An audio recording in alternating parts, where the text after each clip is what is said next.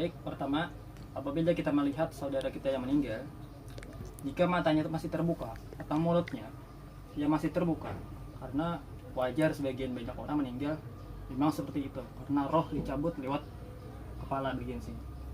Nah, jika yang pertama kita menutup matanya dengan bacaan Bismillahirrahmanirrahim Rasulullah SAW. Sudah. Lalu jika mulutnya terbuka, maka kita tutup. Gitu.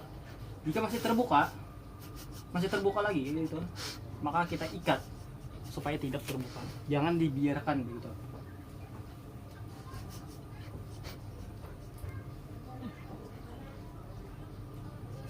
Nah, begitu.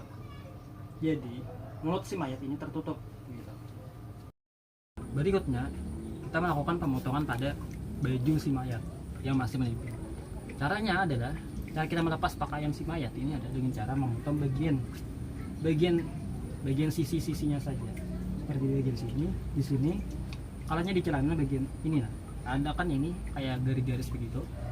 Bagian sini, lalu diangkat mayatnya, tarik bagian bawah dan bagian atasnya. Begitu.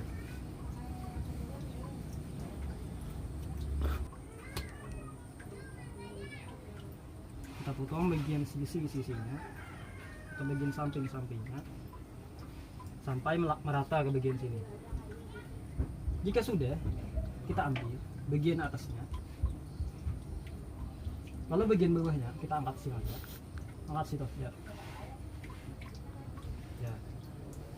Nah, anggap saja ini baju sudah terpotong menjadi dua. Oke. Selanjutnya, kita sebelum kita memandikan jenazahnya, kita angkat dulu, kita bersihkan bagian perut si mayat dengan cara memijatnya secara perlahan, bukan dengan cara yang kasar, secara perlahan saja. Nah, jika sudah, kita bersihkan dulu, kita ambil kain, kita lihat. Kalau masih ada warna kuning, masih kotor, kita pijat lagi.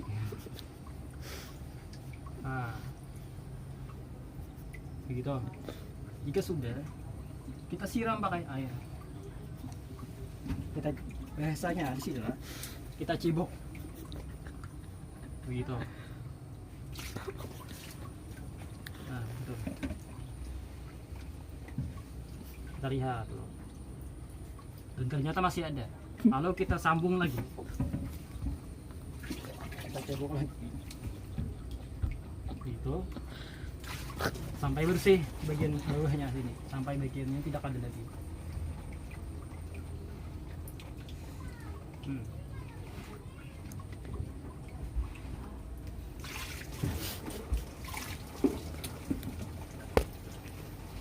Kalau kita lihat sekali lagi, nah kalau dirasa sudah bersih begitu, kita tutup dengan kain kapas supaya kalau kita mandikan jenazah nanti tergoyang-goyang begini tidak malah keluar, malah kita membersihkan kembali di situ nantinya. Nah, jadi bisa kita sumbat, kita bahasa Banjar itu kita tapaki dengan tisu. Anggap aja ini adalah tisu. Lalu kita plester, habis itu kita plester. Nah, sudah, itu sudah. Lalu langkah selanjutnya adalah kita memandikan si mayat. Anggap aja ini mayat laki-laki gitu. Karena tidak ada boneka laki-laki, ya ini dijadikan replika sebagai boneka laki-laki gitu.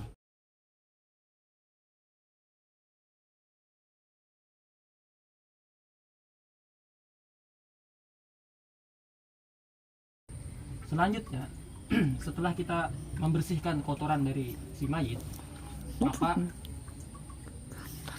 maka adalah selanjutnya kita memandikannya atau kita mandi bersih terlebih dahulu. Cara memandikannya adalah yang pertama, kita keramas dulu kepala dari si mayit. Seperti demikian. Nah, begini. Nah, gitu. Lalu kita basuh bagian kanan dari badan si mayat ini dengan basuhannya seperti ini. Nah begitu. Jangan lupa di bagian sela-sela tubuh si mayat atau lipatan tubuh itu juga harus dibersihkan, seperti di bagian tangan begini ya begitu. Nah sampai ke bagian bawah, pembasuhnya dengan cara lurus, bukan dengan cara seperti ini. Lurus pembasuhnya dengan cara seperti ini. Seperti yang saya bilang, membasuhnya jangan lupa dengan membersihkan sela-selanya seperti di bagian bawah seperti ini. Nah gitu. Oke, lalu kita balik si mayatnya ini, karena di bagian belakangnya belum bersih gitu. Dan jangan lupa untuk selalu menutup aurat si mayat begitu. Ya kita gosok udah. Dan begitu pula bagian kiri si mayat ini, basuh bagian depan kiri mayat gitu. Nah ini mandi bersih yang pertama, bagian sela-selanya, bagian sini sampai ke ujung begitu. Lalu kita balik lagi si mayat ini begini. Nah sekali lagi diingatkan untuk selalu menutup aurat si mayat, jangan sampai terlihat begitu. Kita basuh basuhnya bagian sela-selanya, lipatan tangan, lipatan tubuh, basuh lagi sampai ke ujung begitu. Begini cara basuhnya, bukan dengan cara gosok kayak ini, tapi setelah sudah dibasuh, kalau kita sabuni, beri sabun.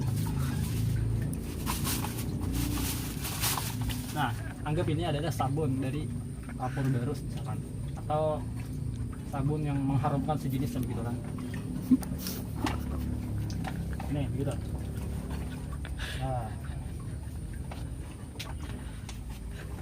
kita gosok bagian sini sampai bagian belakang. Nanti kita basuh lagi atau kita siram, kita mandi lagi begitu. Begitu pula bagian sininya sampai bagian belakangnya.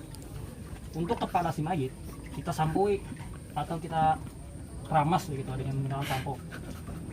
Nah ini samponya, anggap aja ini sampo kembali, sampo gitu. Nah kita sampui. Nah setelah badannya ini tercampur sabun, di sini sabun, di sini sabun, sini sampo, lalu kita bilas, kita mandikan lagi. Nah, untuk bagian kepala si mayat karena ada sampo, kita keramas gitu. Ini jadi mandi yang kedua ya. Yang pertama itu mandi bersih, atau dalam bahasa Banjarnya itu mandi bersih juga, atau mandi bakuba begitu. Oke, sudah bagian kepala. Lalu bagian sini yang sudah disabuni tadi kita siram kembali gitu. Jangan lupa membersihkan sela-selanya kalau ada sabun sini, sabun. Nah begitu. Bagian belakangnya, karena kita menyabuni juga di bagian belakang, kita siram. Dan siramannya itu adalah ganjil, yang diperingatkan. Siraman itu adalah yang terbaik, itu adalah ganjil, seperti 1, 3 atau 6 atau 5 ya, 3. Lalu sama seperti bagian sini tadi, kita bersihkan begitu.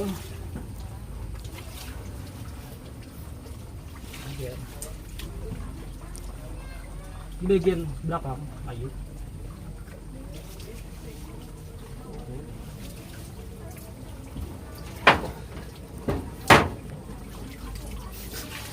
Tiga, selesai.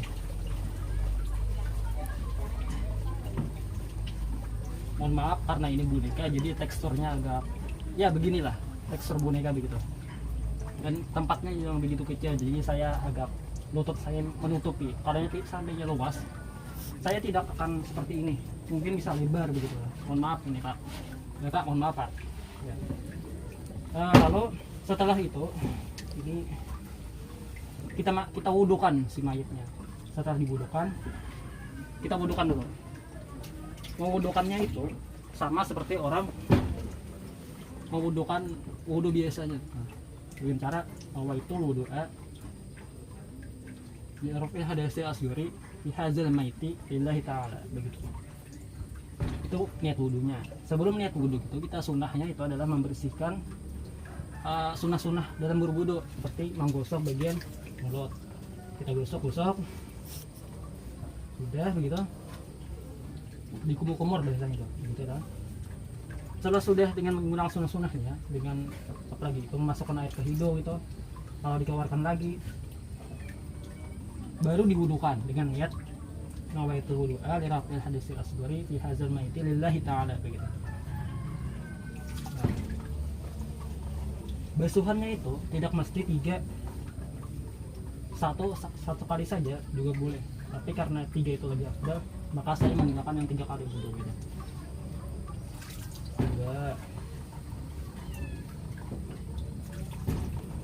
3 gitu. Begini aja. Lalu bagian tangan sama seperti orang membudukan dia mau wudu gitu. Cuman ini konteksnya kepada jenazah. Kita mandikan.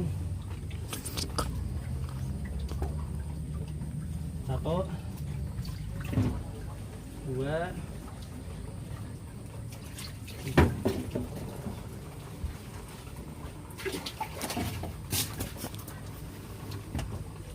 Kalau besok bagian kanan wudhunya sama seperti orang berwudu begitu.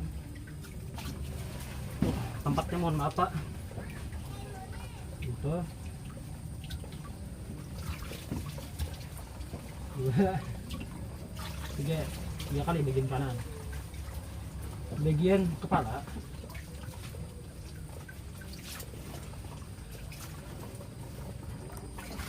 lalu di bagian telinga sebelah kanan.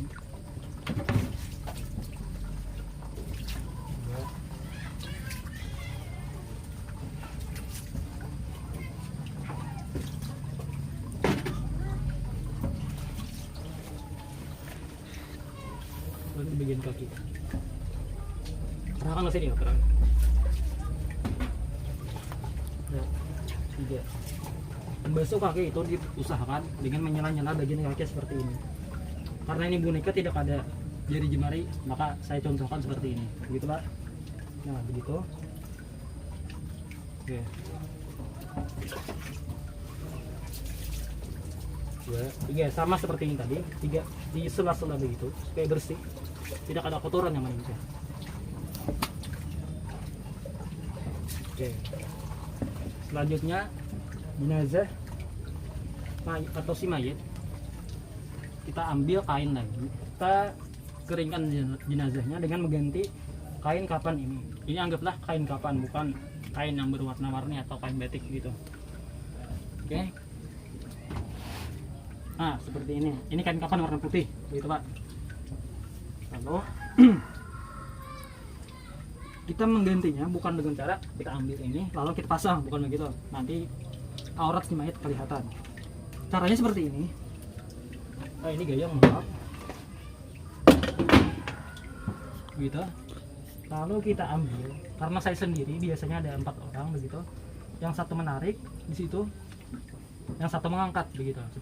Karena saya sendiri di sini ya maklumi lah, Pak, begitu Pak. Nah, kita tarik bagian sininya sampai berganti ininya, kain yang baru begitu ya. Nah begitu udah. Jadi tinggal kita keringkan dengan kain kapan yang baru. Nanti ketika dipakai kain kapan untuk yang 3 lapis itu kering begitu, tidak basah yang kuyup gitu habis mandi gitu ya. Setelah ini kita angkat jenazahnya ke tim pengkapanan jenazah. Oke.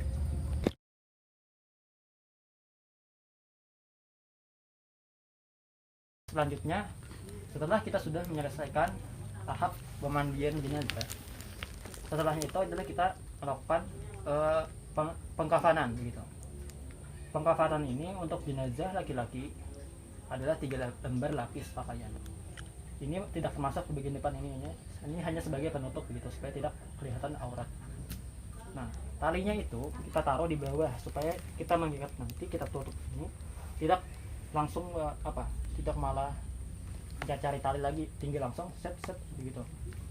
Nah, ini karena tempatnya kurang pas begitu, jadi kita taruh, sebenarnya inilah mayatnya ini kita taruh langsung di keranda, kafannya itu ditaruh di keranda supaya tinggal mudah, supaya apa bahasanya, supaya tidak langsung mengangkat-angkat lagi begitu. Sudah dikafani tidak perlu mengangkat lagi karena sudah ada di keranda gitu. Anggap aja ini keranda gitu, sudah di keranda mayat. Nah, tahap berikutnya kita dalam bahasa Banjar itu kita pocongi begitu. Memocongnya itu di bagian sini ada kita membuat seperti baju untuk mayit, tapi karena ini kita tutupi jadi tidak terlihat begitu. Nah, jadi sudah kita pasang yang di sininya berlubang gitu, bajunya itu berlubang, sini tinggal kita masukkan begitu. Dan untuk bagian dalamnya itu bagian dalam, maksudnya ini celana dalamnya itu sama, kita lubangnya seperti ini juga begitu. Jadi tinggal kita masuk saja, itu tidak langsung memasang dari bawah lagi, tinggal langsung dari bawah gitu. Oke, langsung saja. Ini karena sudah dipasang, dan begini bawah sini juga sudah saya pasang begitu. Nah, ya, untuk menguatkan talinya ini perlahan kita tarik begitu, lapisan penutup si mayit.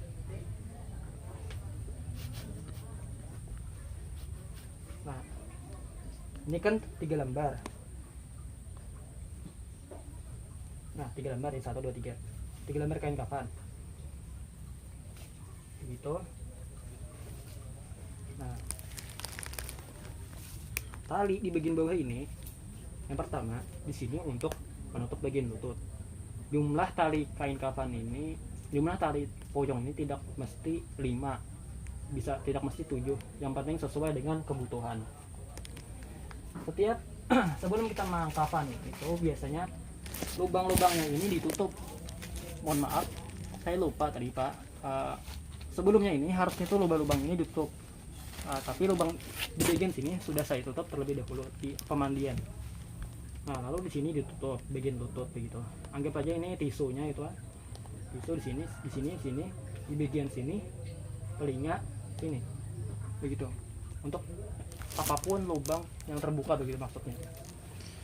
Baik, karena ini tidak ada lubang, jadi saya anggap sudah masuk begitu yang tadi. Lalu tinggal kita pocongi begitu, begini. Kita masukkan, nah begitu. Ini kita masukkan, penutupnya kita lepas. Ya, tadi sudah kita kalau kita tarik bagian sini sampai bagian penutupnya ini hilang gitu, terbuka. Nah, begitu kita anak sana. Lalu yang terakhir kita tutupi bagian kainnya ini. Seharusnya ini bagian kanan dulu, kiri dulu baru kanan dulu. Oke, selesai. Tinggal di tali pocong gitu.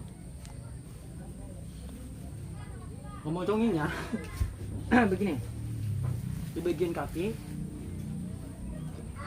Nah, kita ikat bagian ujung kakinya, ujung bagian kaki tali pocong begitu.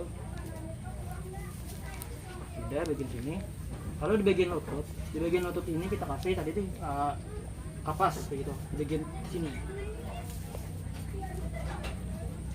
seperti ini 2 gitu.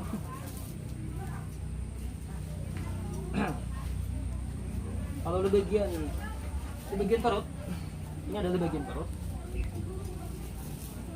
Itu ini. Kalau di bagian dada, di bagian leher si mayit, seperti sebelumnya, sebelum ditutup begini ya, kainnya ini dibuka untuk bagian untuk keluarga terakhir menciumi si mayat begitu, untuk terakhir kali melihat bisa begitu, setahu saja begitu. Sebelum ini ditutup dengan kain, ditutup dengan kain rokan lalu ditali pocong. Itu di bagian sini karena sudah mungkin lah keluarganya menjunjung gitu, tinggal kita tali, tinggal kita pasang tali pocong gitu.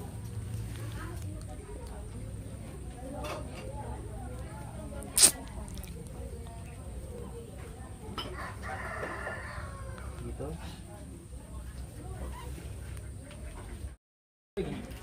Setelah itu kita ikat bagian sini. Nah, kita bagian wajah mayat ini kita buka, dan bagian sini ada kapas begitulah, kapas, karena ini tidak ada lubangnya, jadi tidak maklumi saja gitu.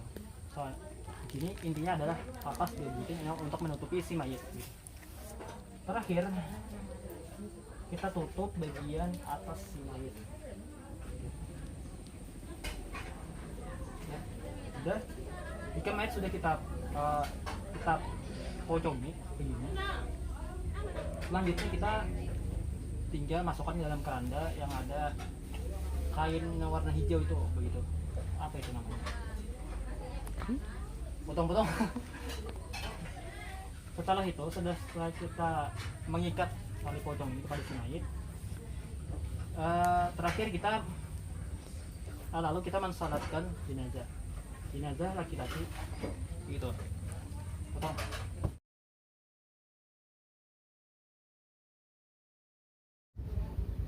Oke, selanjutnya kita mensalatkan jenazah.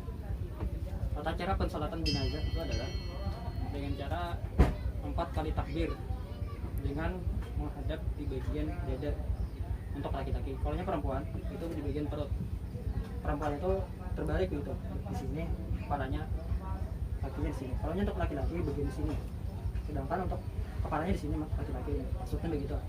Kakinya di situ, di ujung situ maksudnya ini. Nah, jadi jar bapak ulun, jar guru ulun lebih banyak di kanannya begitu, di kanannya. Jadi begini.